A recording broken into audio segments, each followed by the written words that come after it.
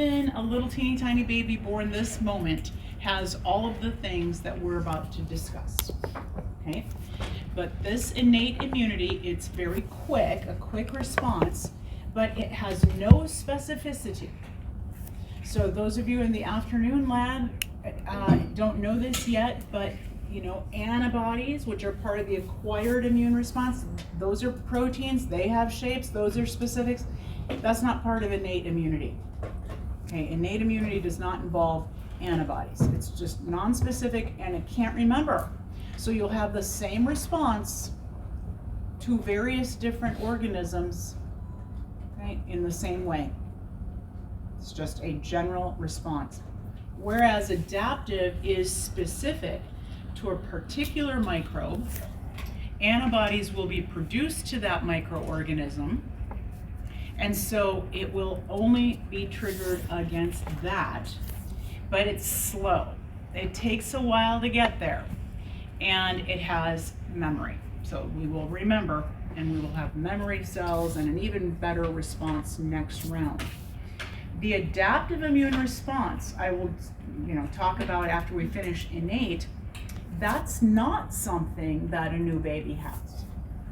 In fact, it takes the baby at least 6 weeks to be able to generate their own antibodies. In that time, we'll see the baby will have gotten all mom's antibodies during gestation, and then again during nursing, if that's happening. Right? Yes. So adaptive immunity, is that antibodies? Just yeah. Okay. But the baby cannot produce its own antibodies for a minimum of 6 weeks. How long is 6 weeks? Month and a half. How many days? 45. 45. Yeah, it's like 42. 6 times 7. Yes. So 42 days. And you might have heard this in more than one culture. Do not take the baby out for 40 days. You ever heard that? Mm-hmm. Okay. So, I say these things because when we start realizing certain things about us and about ourselves, it's like there's a lot of wisdom that was discounted because, those people couldn't explain it, that, there's no adaptive immune response is what they were, couldn't say those words. But what they noticed is, if you take the baby out before 40 days, it's more likely to get sick, really sick, right? The baby is in fact protected from anything the mom has seen. Well, what if mom hasn't seen anything either? Then there aren't any antibodies to share. The baby can't make his own. And mom's gonna have to start making her own, and it's not quick, it's slow. So that's what I want us to understand, that there's some wisdom in the past, probably about a lot of other things too. So let's just be very, humble. All right, so these are A-R-E, our, O-U-R. These are our immune responses. And they are split up into first, second, and third line of defenses. The first and second are both innate, and the third is the adaptive. Sometimes it's called acquired. This first defense is going to be the protections that are afforded us by our surface. So our skin and epithelial layers, so physical barriers and the chemical things that we will secrete there. There is something that is missing here, and that is normal microbiota. Because you'll remember that in order for something to be a successful pathogen, it's got to come in the right door, in the right number, and then it's got to stick. If there is nowhere to stick, then it can't happen.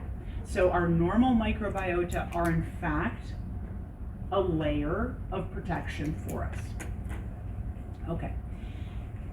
Genetic components.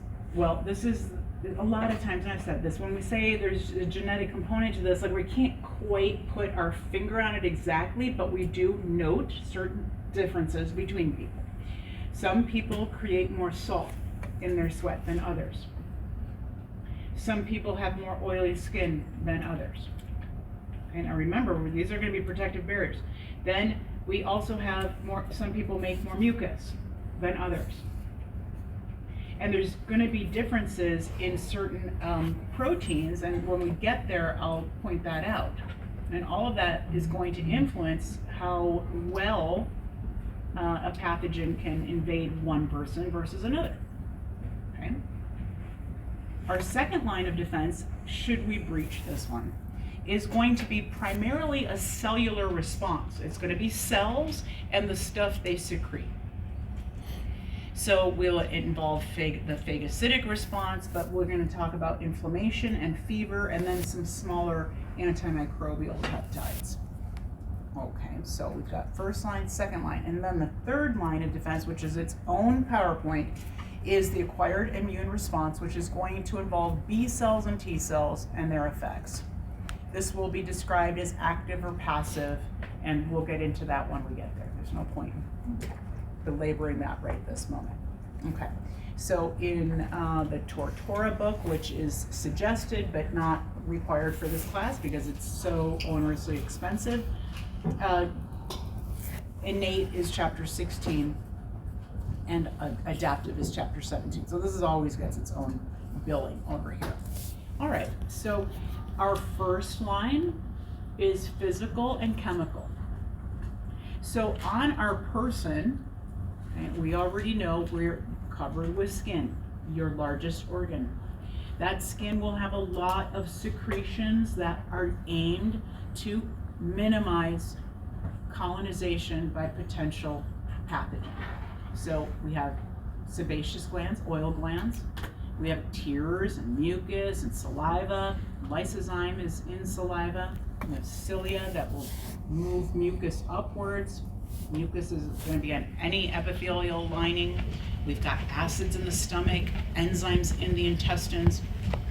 We do things like defecate and urinate to keep materials down, and certainly sweat and low pH from the low molecular weight fatty acids, and then wax, okay, in the ears.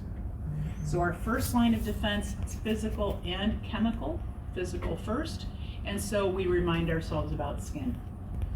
And so skin, this is just the epidermal layer, which is just the tippy top of what skin looks like, right? We've looked at cartoon images of skin, but just the tip is this epidermis. And really down here, these are the basal epithelial cells, which are actually dividing. Those are the living cells. They divide through mitosis, and as they do so, the older cells get pushed upwards, and they are now starting to make keratin.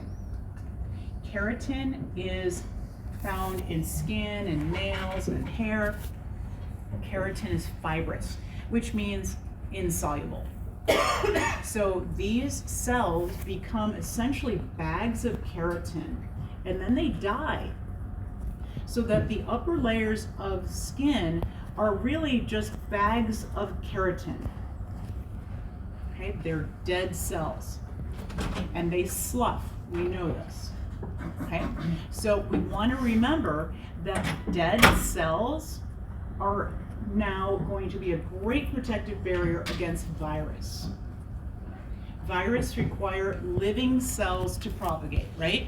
Okay, so this is just, we haven't even done anything yet. This is just how you're made, is you have an outer layer that's dead. Okay, and it sloughs, all right?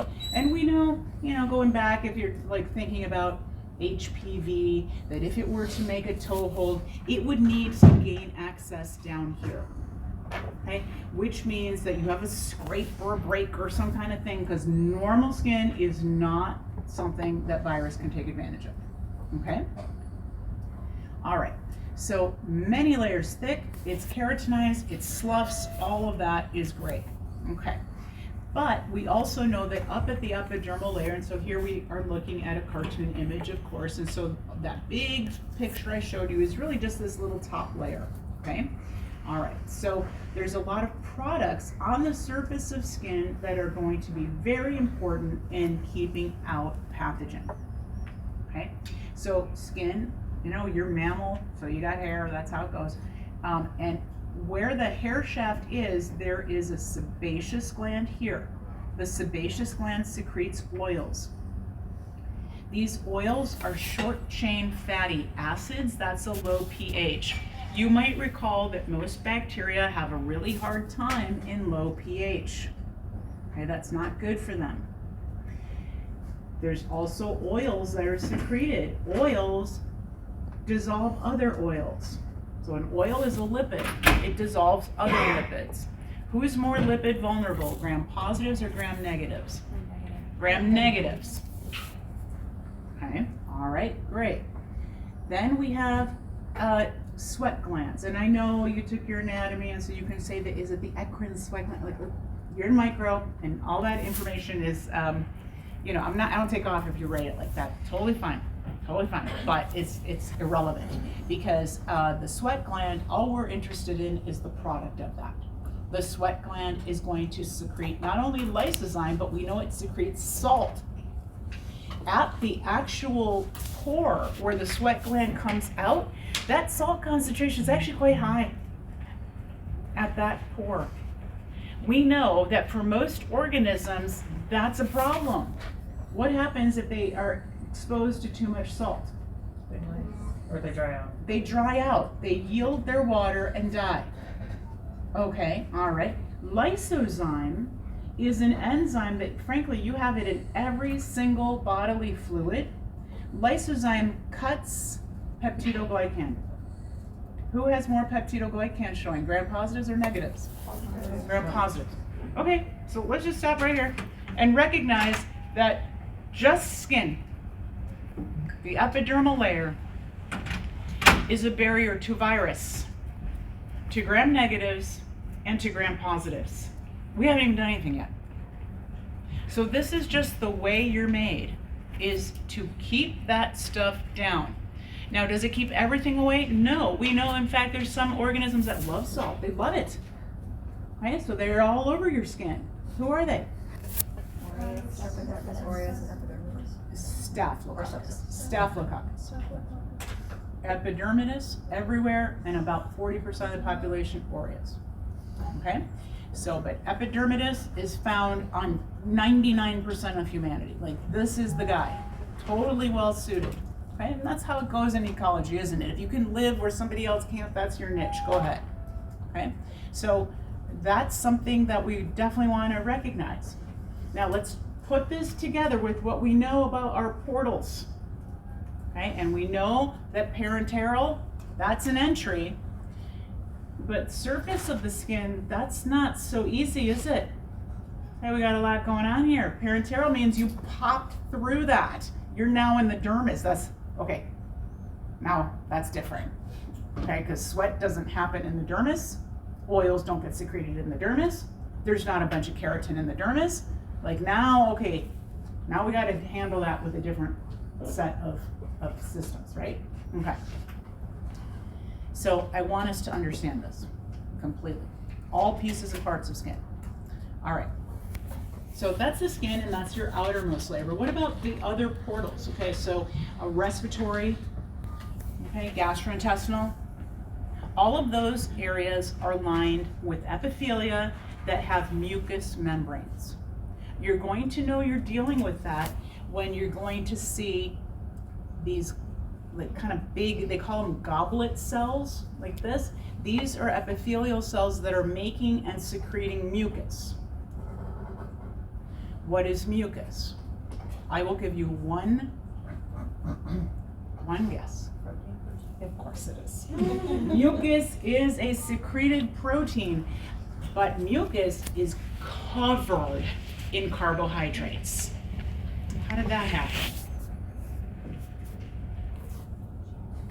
The secreted protein is something we know all about. We established that Unit 1, and it keeps coming back at us. It's not something we ever can forget. And so, you know, when I say we were going to have a cumulative exam, it's like this. Like, this is a Unit 1 thought, that here it is again, right? Like, it just keeps coming with us. All secreted proteins are made with the ribosome attaching itself to the rough endoplasmic reticulum. The protein is threaded in, sugars are added. It leaves with the vesicle, joins with the Golgi, more sugars added, and then those vesicles leave and dump at the plasma membrane, right? So that's what mucus is. It's a protein covered in sugars. So it's goopy, okay? It's soluble, and it's there to grab any potential pathogen that might have entered. We are completely lined with that. The respiratory tract, the gastrointestinal tract, the genitourinary tract. So if you'll notice, like, here's my portals, this is my response to that. I recognize I need to bring stuff in. I'm an animal. I need to ingest my materials. I'm not fungi where I can just squirt my enzymes out and absorb it across the skin. I can't do that. I'm taking a chance. So I have this lining. Respiratory, I have to breathe. I have this lining, okay? There was a hand. No? Okay, all right. Yes? Why is it generally only one cell layer thick? I feel like that's really thin, no? Yeah, but what is it about epithelia? Sometimes it's called something else. Mitotic tissue, have you ever heard that? I have heard that. So it's just continuously replacing itself. Yeah. Okay, how fast? Okay, well, this depends, right? How well rested are you? That takes a lot of effort, right? You have all the carbon compounds at your disposal. You've eaten all of them so that you're ready. You can, a cell, needs all four. So if I'm gonna make new cells, I gotta have all four at my disposal, right? So, and then how old are you? There's other thought processes in here, but this is how we can get over a lot of viral infections, right? I mean, it's just because you're just continuously making new epithelia, but what if you're slow at it? Then it's gonna take longer. Is it possible to like have a part of one of these tracts not covered in mucus? And like if you're like Right, so here's the eye, because the eye is in fact a portal. Okay, rubbing your eye can in fact introduce pathogen to you, okay? But the eye should have working lacrimal glands. So you're making tears, okay?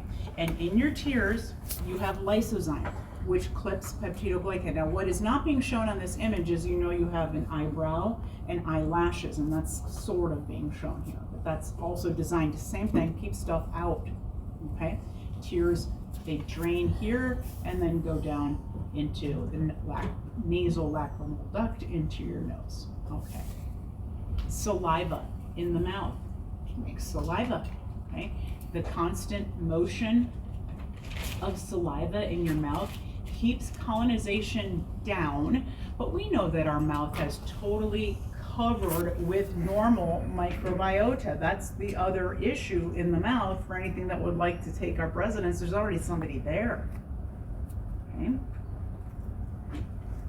And in the nose, okay, this is your top parenteral entry. Can't really do too much here. We know now we can wear masks, we understand that, but that's still not like a daily, right? We're not advocating that it should be, because you're made a certain way. And so you have your nose, and there's nasal hairs. That's the way it is, and it's there to trap dust, dirt, and particles. Okay, beyond that, in here, you have nasal turbinates. The turbinates are like wind tunnels. So for this organism to get in here, it's gonna have to get past the wind tunnel.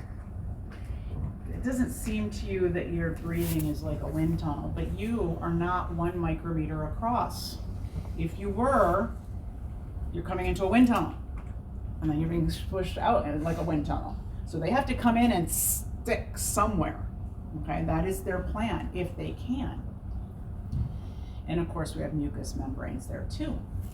If it were to get further down, okay, down past the pharynx into the trachea, we know that we'd be looking at the mucus ciliary escalator, where the goblet cells make the mucus and the cilia pushes it upward. And who told me they were doing pertussis?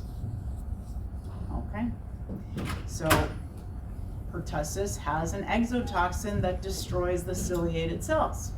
So now the sweeping upward of the mucus is a lot more difficult, okay, because those cells are dead. So we also have these reactions. Bless you, like this. Okay, thank you. That's perfect timing. All right. So sneezing is there to clear your mucus that has trapped something from your respiratory tract. Now this is obviously highly stylized, and Mary Dawn did not do this to the rest of us, thankfully.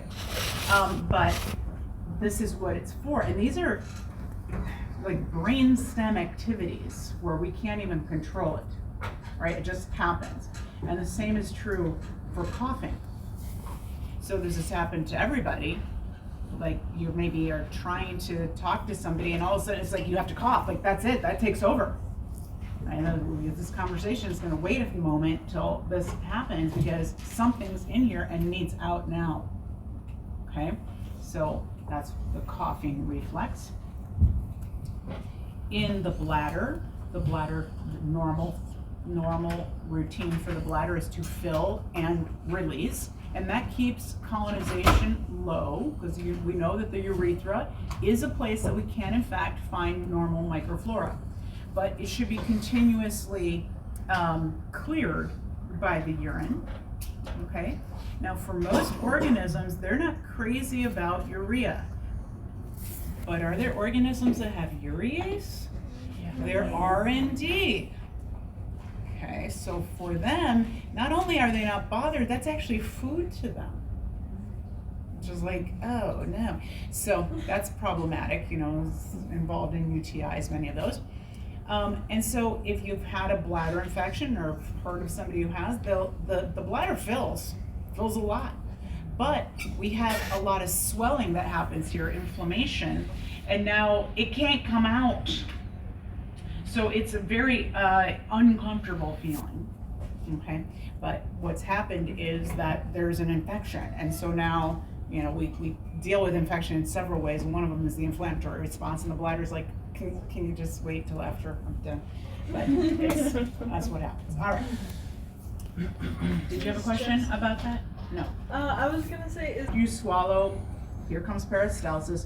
It's the rhythmic contraction of the smooth muscle, which you're not in control of your entire digestive system. And so that any potential pathogen has got to deal with peristalsis because you only have so long until everything is out the door. That's the way that goes. That's normal. So it's tough on them. Okay? That's normal for us. We have secretions all over the place, so tears, saliva, any kind of secretion you can think of, urine, it all contains lysozyme. Lysozyme, what you're seeing here is just the active site of this enzyme, and you might see in here alternating NAM and NAG, right, and NAG and NAM, and what is that? That's peptidoglycan. So it's designed to clip peptidoglycan. So this is just a random thing that you are continuously producing at all times, just in case. Because bacteria, as we know, are everywhere. Okay, yes? what exactly is lysozyme? Lysozyme is an enzyme, It's an enzyme. which means it's a what? It's protein. Of course. It's a secreted protein at that. So now you know even more about it. Okay. All right. So we have chemical barriers then, and I kind of talked about this already, about the sebum, unsaturated fatty acids, which could be a pH 3 to 5, and it seems like, okay, 3, 5, whatever. These are 2 zeros different. Okay, that means that one person's pH can be 100 times lower than someone else's. These are these genetic components that we're talking about. Why is that? I don't know exactly, but we do know that some people's skin is more acidic than somebody else's. Bacteria don't like acidic conditions. They don't like it. So, you know, can you make your skin more acidic? You know, maybe, I mean, there's some conversations around diet and things like this that might affect that. Certainly some medications can change the pH of your skin. This is known. But beyond that, it's all just genetic. And I've sort of told you this is the answer when we don't have the answer. We just see that there's a difference. We can't quite explain it. Must be some gene. We don't understand all our genes yet. We just don't. Okay. All right. And then lysozyme, you want to remember, is also paired with salt. I can't believe I didn't write salt. Okay. Sweat has salt. Salt's a big deal against microbes. So low tech, right? But they don't like it. They just don't. In your mouth, saliva has lysozyme, but also urea, but the pH of the mouth is not that tricky. It's really close to just being neutral. But we do have something else, immunoglobulin A. So whereas I will have every conversation about antibody and say they're specific, except for IgA. Immunoglobulin A is secreted with a lot of mucus, and it's there to potentially grab onto pathogens and help clear them. You might remember that in pathogenesis we said you had, if you're a good pathogen, there's something structural about you, or there's something enzymatic, right, biochemical about you. Okay, and we listed several enzymes, right, hyaluronidase and collagenase, and IgA protease was one of them. So some bacteria are able to just like snip to your IgA, and that's part of their pathology. Most other bacteria don't possess that enzyme. My IgA works great. Okay. The stomach, very tricky for microbes. So, gastric juice, the pH is 1.2 to 3. This is again 2 zeros difference. This is a big deal. This part I can tell you that as you age, the pH of your stomach clicks up, which means that some of these abilities that I'm about to discuss go away or lessen. Okay? We know that a low pH is hard on just about everything. Okay? H. pylori is a normal bacteria in about half the world's population. It's implicated in ulcers, but the numbers just don't bear it out because half the population of the earth is not dealing with gastric ulcers. So that it's in violation of COX 1 right off the top. But this organism, for people who do have it, they neutralize the stomach acid. And so that is making the stomach a little bit more vulnerable to potential pathogens that have entered. Most pathogens that enter into the stomach have met their end. This low pH is not going to work out, and then we have our enzymes. So you know that you make pepsinogen, it gets turned into pepsin in the cavity of the stomach, right? So this is just bio-10 information right here. So the pepsin chops up protein, and it does it to whatever it encounters. It's not looking for a specific thing, just any protein in general. And so it would destroy most bacteria. Okay, right there. But there's a few things that survive that. Clostridium botulinum toxin is one such thing. So this is a protein, but this is a protein that can withstand a low pH. Low pH is not great on proteins. We know this. We learned that long ago when we were talking about lactobacillus, right? And how it's low pH that it makes from fermenting the sugars in milk, that dropping the pH drags all those proteins from milk and turns them into a precipitate, yes?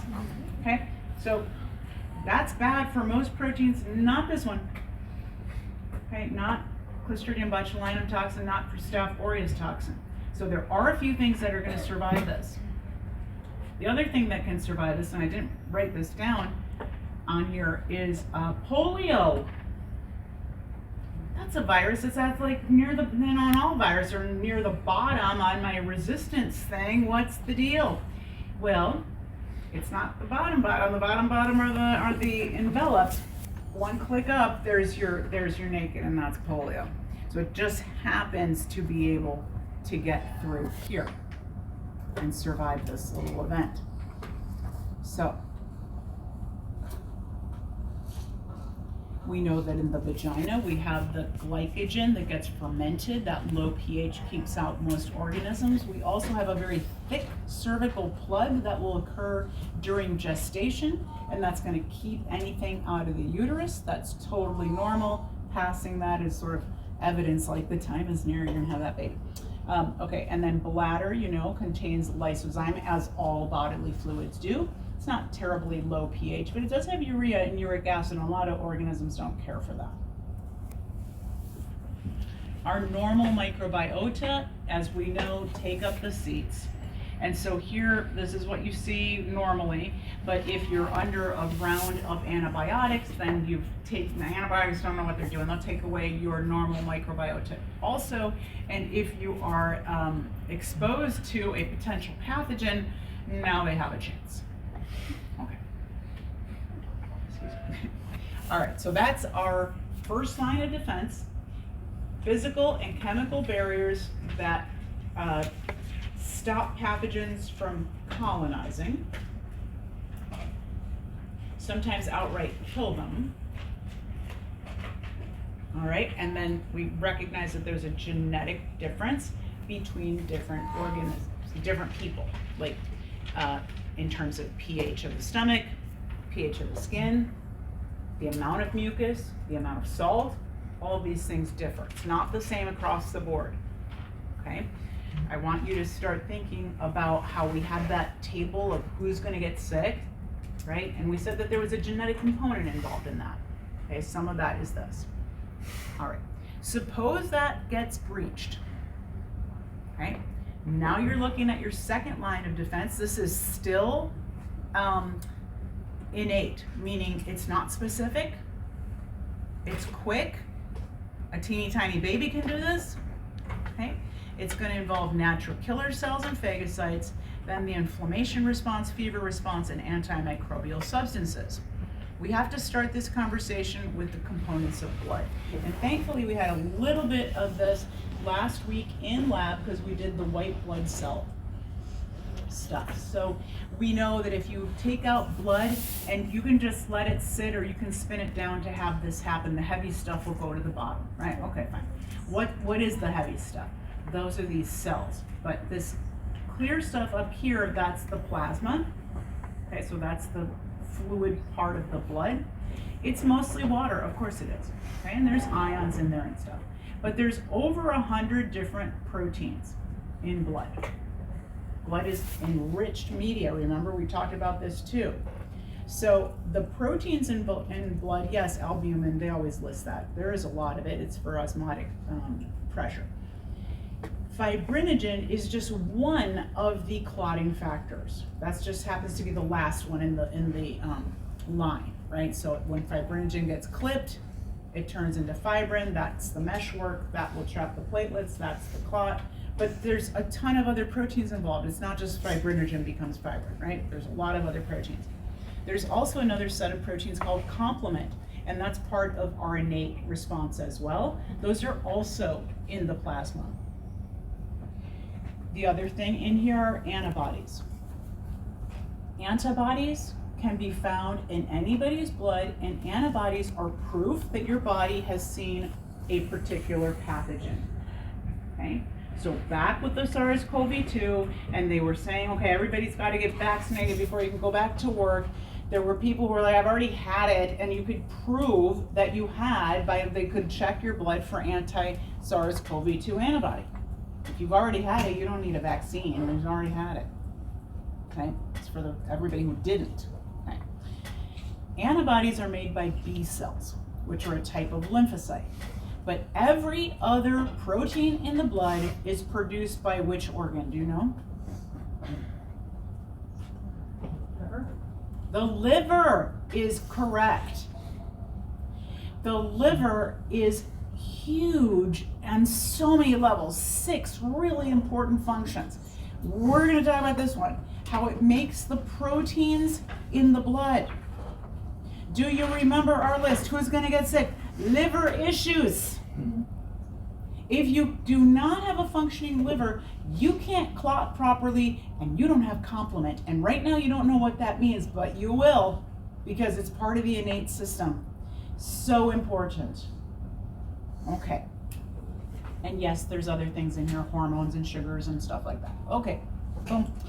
Over here, the blood is, of course, mostly red blood cells. It's your most numerous body cell. You know it doesn't have a nucleus, right? Okay, so it just once it matures, it collapses on itself. It's full of hemoglobin, right? You know all these things.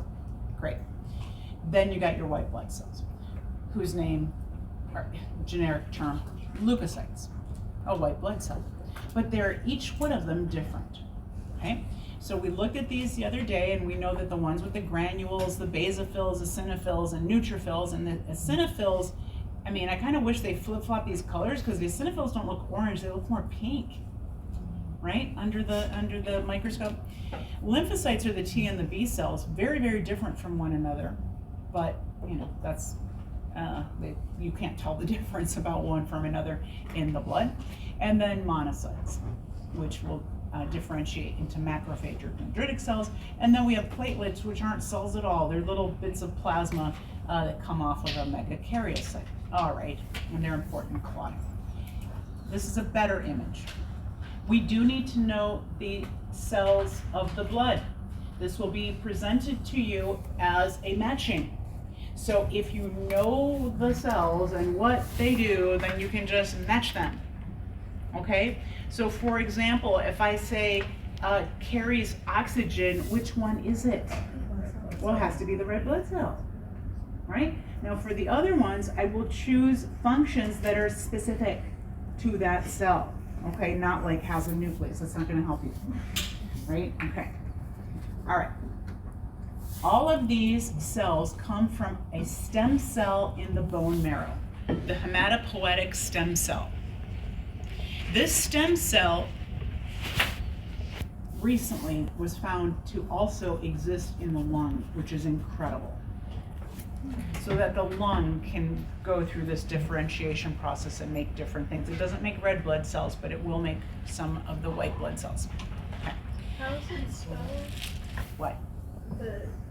Yeah, I can't quite see it. Yeah, that's small. Yeah, it's like I've got my glasses on. and I Yeah, can't see it. H-E-M-A, hemata, Holy. yeah, T-O, and then. Mhm. All right, I'm not going to ask that question, but we have to understand that. Okay, so we have the hematopoietic stem cell. Do you see these arrows? Okay, what is behind these arrows? Those are hormones. Okay, now the hormones in question here can be varied, but some of them will be cytokines. Okay, right. Cause a bunch of stuff, and some of them are going to trigger stem cells to make me some more white blood cells. Okay, so this is how this goes. Now the majority of them are going to wind up being red blood cells. That's your major cell in your body. This is the one. They don't last very long. They can't divide or anything because they don't even have a nucleus to divide, right? So you got to. So in other words, you're in continuous creation of red blood cells. Okay. I don't need any of this stuff in the middle because those have no function for us other than what you finally become. All right, so we've got the granulocytes and the agranulocytes. These are named such because of what they look like under the microscope, and that's, you'll see, like a really kind of crude way of describing something is just how it looks, okay? Because it's not at all about function. The first one is the neutrophil. We will see that the neutrophil is a very important cell because it's the first responder to infection. First responder, okay? Basophils and eosinophils have functions because these little granules that they have are full of different chemical mediators. Basophils, the granules have a bunch of different things. We'll only think about histamine. Okay? That's going to be how it causes the inflammation to occur. Eosinophils have a lot of granules as well, but those are little vesicles that are going to be full of enzymes to burst through, get this, parasitic worms. You're all ready in case you run into a parasitic worm. Now, all I can surmise from this is that in our early history, that must have been a real big problem. Okay, because I have a dedicated cell for parasitic worms. But here's our issue in modern life. We're not running into a lot of parasitic worms, but you have a lot of eosinophils. And so what I'm about to say has no bearing in terms of, I've not read a paper that says this, but in my mind, I think those things are bored. And so they respond to other things that are not problems.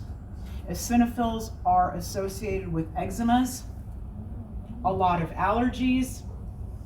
Those little vesicles that are designed to destroy the membrane of worms are being are destroying self. If you look at the blood of somebody who has one of these issues, they got a lot of eosinophils. Well, I know, I'm just gonna turn off the hormone that turned that on. Problem with hormones, it does this in this system and something else somewhere else that you were not planning on. The unintended consequence. So I just want us to keep that in mind. We're all ready in case you just run into a parasitic worm sometime. Yes? What does eosinophils carry? I missed that part. What do they have inside? So they've got a lot of enzymes to burst through. Is there a name for those enzymes? Yep. Lots Do we and need lots. to know the name? When we get there. Okay. Okay, yeah. This is just the overview. The agranulocytes, monocytes, super important cell because that monocyte is how it's going to be in the blood, but once it leaves the blood, it will become either a dendritic cell that will live in tissues or a macrophage, which is going to be the cleanup crew after the neutrophil is done. Okay. And then here, the lymphocytes, the T and the B cells, and you see that they have their own lineage. These T and B cells, that's the adaptive immune response. Closely related to them, but not specific, is the natural killer cell. Okay? And mast cells and basophils are essentially almost the same, except that mast cells live in tissues. Okay. So, like, that's 1, 2, 3, 4, 5, 6, 7, 8, 9, 10, 11, 12. You know, that could be 12 different things. That would be 6 points. Match that. Something like that. I might have to cut back. Okay? So, I'm not promising how many points I'm going to give to this because I have to write the exam first. Okay? And then I have to cut back sometimes. All right. But they each have a function that is not matched by anything else, and so that's how you would match it. Okay. Okay, so let's remind ourselves about phagocytosis. Phagocytosis is what's going to happen when a macrophage or a neutrophil or a dendritic cell grab a pathogen. Okay, so they're going to grab them with pseudopods. Very important in that ability. Remember that Neisseria, okay, they have outer protein A. They bind to the surface of these cells. They don't allow actin polymerization, no pseudopodia, no phagocytosis, right? Okay, what if you're goopy because you have capsule? Okay, no phagocytosis. You have an M protein because you're Streptococcus pyogenes, no phagocytosis. All right, so accepting those three, everybody else, this is your story. You're gonna get caught, you're gonna get dragged in to an endocytic vesicle that is going to get fused with the lysosome, and not just one, many. They're going to dump their contents. The contents of the lysosome, remember, are hydrolytic enzymes. That's gonna chop, chop, chop. They break this thing up. It's also a low pH. That also kills them. A lot of it is egested, little pieces. But some of it is going to be displayed on major histocompatibility type 2. And I know I wrote this down on the board before. Yes? Okay. inside the phagolysosome, there will be a reactive oxygen species burst. Okay? So, what are reactive oxygen species? Superoxide and hydrogen peroxide. Right? And if you're a neutrophil, they even make bleach. All right, well, what if you have, you're an aerobe and you have both superoxide dismutase and catalase to break apart the hydrogen peroxide? I mean, that's gonna work a little, but look how little it is, and this is probably the right size picture compared to all the stuff that's gonna be dumped on them. Do you see how there's also a hydrogen ion channel? We're like actively pumping hydrogen ions in here. That's low pH. That's hard on most organisms. But what if you had a 70 carbon long waxy coat? Then you'd survive that. What if you're Staph aureus and you make so much catalase that you just froth? Then you survive it. Everybody else, you dead. Okay? But back here, I just want to, before we go much further, what if you get out of here before this thing fuses? You have phospholipase like rickettsia. Then you survive this. Okay? Most organisms, this is it. You go, okay, all right, you made it in somehow. And now here comes my cell. Okay? All right, so reactive oxygen burst. This is what it really looks like. Okay, one macrophage and then these pseudopodia grabbing different bacteria. And so they can grab a ton and do a ton of this all at once. They're so much larger than the bacteria. It's not one, they can do thousands. Okay, how do they find these guys? Well, it's the same way that you know where they're making bacon or French fries. Okay, how do you know this? What would be the giveaway? Smell. Yeah, the smell. But what is smell? Smell is molecules landing on the receptors in your olfactory senses, okay? Right? So it's just molecules binding to a receptor. That's all that is. And the closer you get to the source, the more of those molecules there are. You can absolutely use your nose to take you to the source. Yes? Okay. They have receptors also. These receptors are called pattern recognition receptors. I apologize for the alphabet soup here. PRRs, pattern recognition receptors. They smell, okay, patterns that are only present on pathogens. Patterns like peptidoglycan. Well, why would that be smelly? Well, first off, I don't use those sugars. N-acetylglucosamine, N-acetylmuriatic acid, that's not me. I don't do stuff like that. And I sure don't use D amino acids to put them together. That's weird to me. I only ever use L. So if you're coming in here with D, my macrophage is like, I smell something. Okay, right over there. And it comes, like chemotaxis, comes looking for it. Lipopolysaccharide, very bizarre.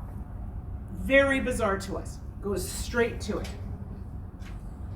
2 strands RNA. Well, nobody's showing that on the surface, but once they get caught and brought in here, there are receptors not shown in here on the inside of endocytic vesicles, and when it gets, the capsid gets taken off of some of these bacteria, and you're showing me 2 strands of RNA, that's not me, right? So these are and flagella is another thing we don't like, and several things about fungi. Okay, but, so we always want to flip this on its head, okay? And it's a good thing to do with your friend if once you get all your notes together and all of that stuff. I'll be the pathogen, you be the immune system, right? Like, what is your plan? How could you make yourself less smelly? How could you cover all that stuff up? Yeah, capsule. Capsule, now it's like, do you smell anything? Do you smell anything? No. Okay, capsule. Remember, the cell is here, the capsule is here. They can't smell it. So not only is it hard to grab, they're not that attractive either. Okay? But you walk in here with a big old layer of peptidoglycan, all with D-amino, like that's not, you're not sneaking in. No. Okay, here come the macrophage. What if you had just been on a round of chloramphenicol? What is the side effect there? Low energy mitochondria. It does something in particular. We don't use it much. It destroys the marrow. You kill that hematopoietic stem cell, you're lacking in a bunch of cells, including your white blood cells, including your macrophage. This is going to make you more susceptible. Isn't that weird? You would take such a thing to stop you from getting infected from something, and it absolutely works. You can see the nice zone of inhibition, all that works. But it's leaving you open to the future where you're going to need these guys, because your likelihood of encountering pathogen in this world is 100%. 100% chance, unless you're living, I don't even know, in a bubble. With somebody who really loves you, because I'll tell you what, I mean, right? You in the bubble, what are you gonna do? All right, so that's important to understand, is that they have these receptors on their surface. That's what's responding to these patterns, okay? We have more than just, so we can recognize not only LPS, but also things like flagella, stuff off yeast, okay, peptidoglycan, as I said. And what is the end result? So for those of you who've had your physio, then you understand what I'm saying here. It's just downstream signaling. But what is the downstream signal? Well, you're going to trigger the expression, okay, of different genes. And those genes are going to be all of these interferons, okay? Interferons you know to be cytokines. Yes, they work on a bunch of different things. So all of these are going to be genes that are turned on, genes for proteins. Those proteins will be secreted. You're going to be doing a lot of secretion of protein here. Is this an ATP-rich event? Heck yeah. This takes a lot of energy. I'm low energy right now. You're not going to have a very good response here then. Okay? So it's like, you know, I was young. I did all kinds of stuff. And then, you know, I majored in micro. And we ended with the immune system. And then we had to take immunology too. And after that, I was like, maybe I should just stop doing certain things. Okay? And start taking a little bit more care and show a lot of respect to the fact that if I want optimal immunity, I gotta go to bed. Or what I call pull the plug on the day. And I begin this is just me.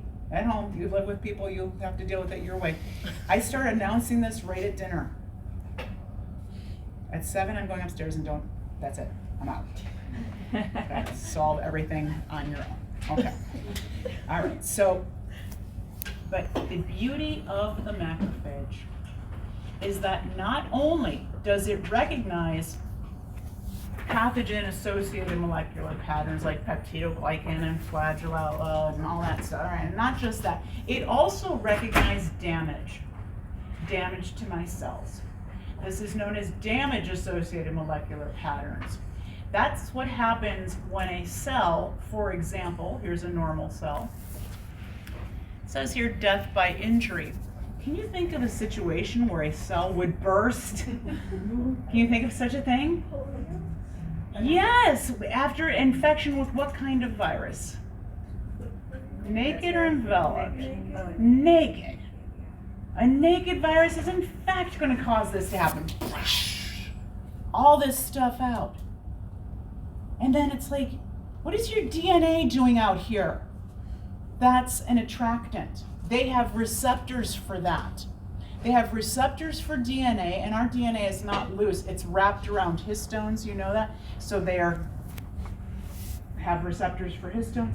They have receptors for ATP. ATP, you don't have that loose. I have to fight to make that. It's a constant. You're making it constantly because you're using it constantly. There's no loose ATP. That's not true. There's no stored ATP. So that should never be out. Now those are just a few things. Certainly there's other stuff on here, heat shock proteins. It's like, there's no point in learning this stuff. That doesn't mean anything to you. What's a heat shock protein? So, right, like don't bother, but you know what DNA is. These are You know what histone is. These are Our cell, our destroyed cell will bring a macrophage to come clean this thing up. Okay? But the other job that they have, okay, is that normal cells will in fact die. And they die through a programmed cell death known as apoptosis. Apoptosis makes the cell kind of shrink up. Okay, they sort of shrivel and shrink up. They kill themselves. And when they shrink up like that, they don't really release too much stuff, but that's still a job of the phagocyte. Come get rid of that thing. So, bless you. So this is a cell I talk about all the time. That's a lot of functions. Okay, it can find and destroy pathogen. It can find and clean up destroyed cells. It can find and clean up cells that have undergone apoptosis. That's a lot of work. This is a very important cell to us. And guess what? This is innate. A teeny tiny baby can do everything I just said. It's just who you are, just the way you're made. It's an incredible cell. So phagocytes respond to pathogen-associated molecular patterns, damage-associated molecular patterns, all with receptors. Again, cartoon image, that's not that helpful. Because it seems like if I was going to draw all of these, this would just look like the spikiest cell ever. Remember that a protein is tiny in comparison to the cell, and certainly to a eukaryotic cell. So a better analogy here would be to take a balloon, roll it in glue, and then roll it in glitter, and now we're getting close. Okay, that's how many receptors it can have. Yes? What are chemokines? So it will, once it binds to either pathogen-associated molecular patterns like peptidoglycan, etc., or damage-associated molecular patterns like DNA, histones, ATP, then it triggers the downstream event where we get the expression of cytokines, which are, I call them hormones, but that's, it's not quite right, because there's special glands that make hormones, but these are chemical signals between the immune system. Okay? So cytokines are varied. Chemokines are a specific subset of cytokines, and what they are chemoattractants. They make other white blood cells come to the area. That's what a chemokine is. So all chemokines are cytokines, not all cytokines are chemokines.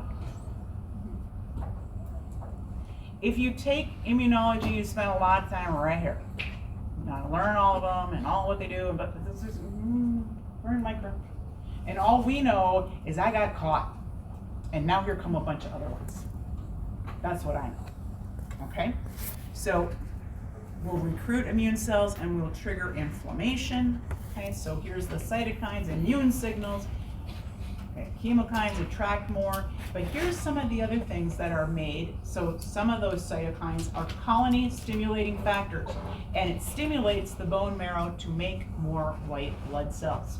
So remember I said that hematopoietic stem cell is just waiting for some signal, like what do you need?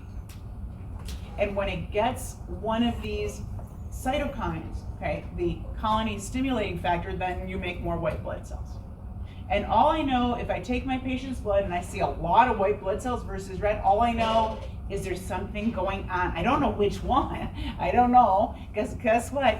This is innate, not specific. I don't know. I don't know what you have. I just know you have an issue. Okay? All right. Interferons. This is going to work against antivirals, and we'll talk about that finally. We have interleukins that are going to cause T cells to divide, and something called tumor necrosis factor. And we said before that that was something that could get stimulated by LPS, that LPS would trigger interleukin 1, but also tumor necrosis factor.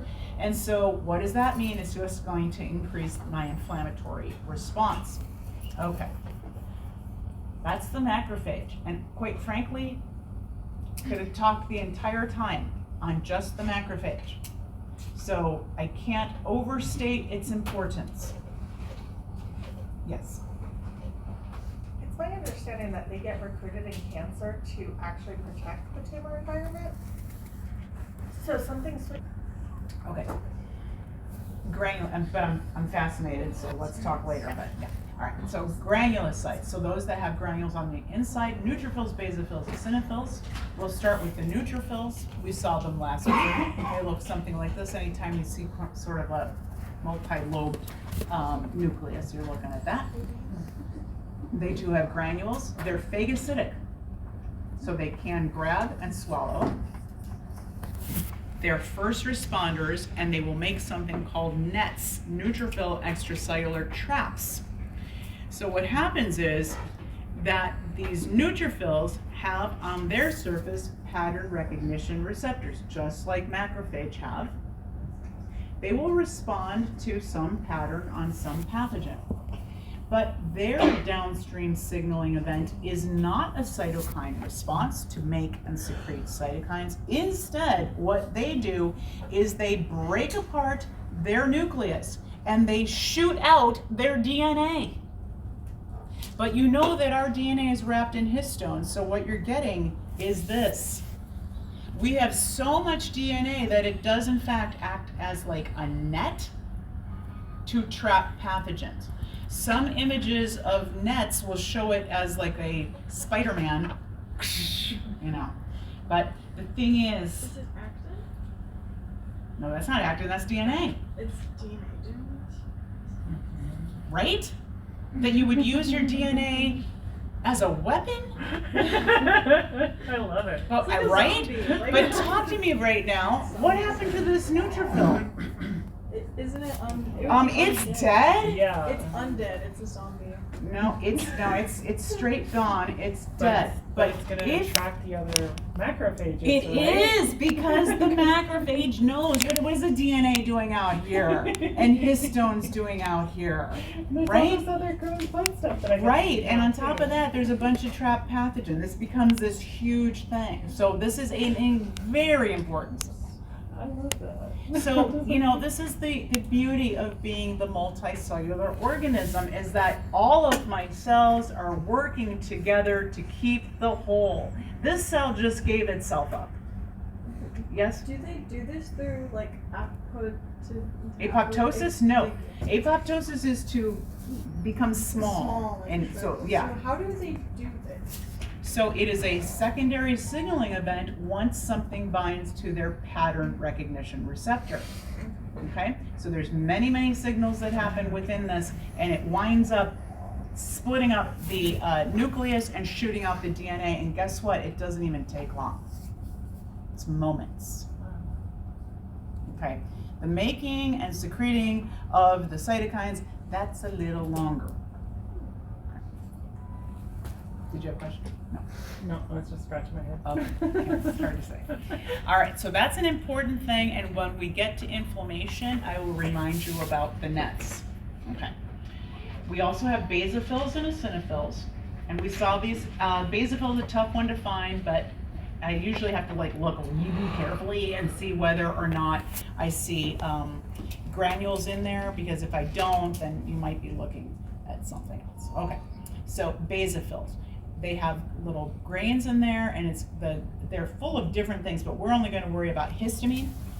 Eosinophils are also granular, but they should be a little bit more pink, and they're going to have granules that are full of enzymes to break apart the membrane of helminths, so parasitic worms. But since there aren't so many in the world, our world, Western culture, then you're looking at mostly allergic responses when you come to this. So this is a typical thing in, let's say, dermatology, right? Somebody comes in and, you know, we have skin, it's your largest organ, and unfortunately skin responds very similarly to a bunch of different things. So you have a rash, okay? I mean, what is it, right? So is it itchy? Is it, you know, like where did it start? I mean, this is what they do. If they cannot figure it out, they'll take a little biopsy, right? So it's a little drill hole, pop, punch biopsy. And what they're looking for, is it mostly neutrophils that we find, or is it mostly eosinophils that we find? If it's neutrophils, you're dealing with some infection. If it's eosinophils, it's an allergy. And that's what they will look for. Okay, so just so you know. All right, so what happens if we trigger a mast cell or basophil, because they're very, very similar? All right, what does that histamine do? Well, it causes vascular leak is one thing. So a lot of fluids will come out of the vessels. How does the vascular leak happen? Capillaries, remember, are only one cell thick. So where one cell meets another, that juncture becomes a little bit leaky. And so fluids will come right out, okay? So this is part of inflammatory response, and we'll get there in a moment. Unfortunately, it can also cause bronchoconstriction. So you know that the trachea is split into the bronchi, and then even smaller little branches called bronchioles that lead down to the alveoli. And it's at the alveoli that you're actually doing the gas exchange. Well, the bronchioles that lead to the alveoli become really constricted. Okay, they sort of shut down. Why? To keep potential pathogens in. Is this going to be a problem for you? Yes, it is.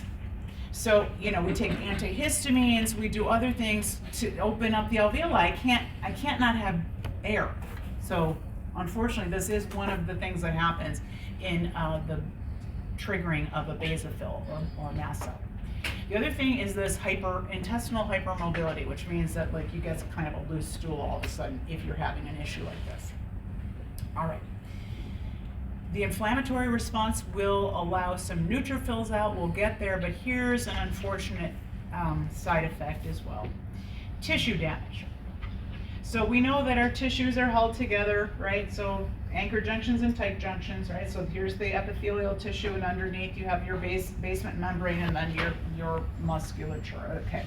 And so we know that there's some pathogens that in fact have hyaluronidase and collagenase because they're trying to get away. They're trying to get away from surveillance from your white blood cells. Well, we know this. So you think you're getting between, I am opening up. I will do this. Is this a problem? This is a problem. Okay, so we can have unintended tissue damage from an inflammatory event. So we have a very potent system that sometimes does in fact go a little too far. Okay, that does happen. So this is the activated basophil. What about the eosinophil? Well, the activated eosinophil, what it really is supposed to do, first off, it has a lot of charged proteins that are positively charged. Okay, cations are positively charged, and what happens is they are attracted to the negative charges on plasma membranes. A helminth is a worm is an animal. Animals do not have cell walls, they only have plasma membrane on the outside of their cells. A worm is not very big, some of them are just a few cells long, that's it, and basically we pop holes in the worm. The reason for this is that the worm, as little as it is bigger than a macrophage. A macrophage cannot swallow a worm, that's not possible. So what we do instead is poke holes in it, okay, and have it lyse, because then water will flood it, just like what would happen to any other cell whose membrane was not working properly, okay? And the other thing is tissue damage. So these are somewhat problematic cells sometimes. We have agranulocytes. These are cells that are white blood cells, no grains within them. The T cells and the B cells, that's adaptive immunity, but also natural killer cells and the monocytes, which I told you become the macrophage. So this is monocytes, this is what they look like.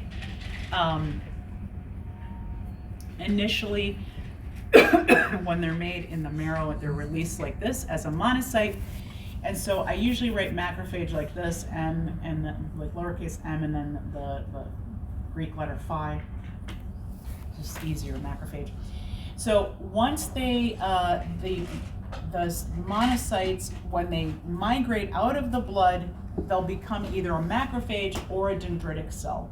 They're phagocytic, and they will display antigen, as you know, on MHC type 2. So this is what a macrophage looks like in a red blood cell smear, but that's unusual. You can find a monocyte. This one's much tougher. Some monocytes will leave the blood and they differentiate into dendritic cells. They're called this because they have a lot of extensions, and it reminded people of dendrites, and I'm sorry, so now they're called dendritic cells. They're nothing at all like a neuron, nothing. So I'm sorry, that's what it's called. If you find them in the liver, then they're known as Kupffer cells, because Dr. Kupffer figured that out. If you find them just below the epidermal layer, at the dermis, then they're Langerhans cells after Dr. Langerhans. It's the same thing. It's the same thing, honestly. So it's like it just is a location thing and nothing. They work identically, okay? They are the best at presenting antigen, mostly because they have all these arms at the ready already. Natural killer cells. They're related to T and B cells. These guys kill tumor cells. They will kill any cell that does not display an MHC type 1. So you might remember MHC type 1, major histocompatibility complex type 1, every single nucleated cell has one of these. Every single one.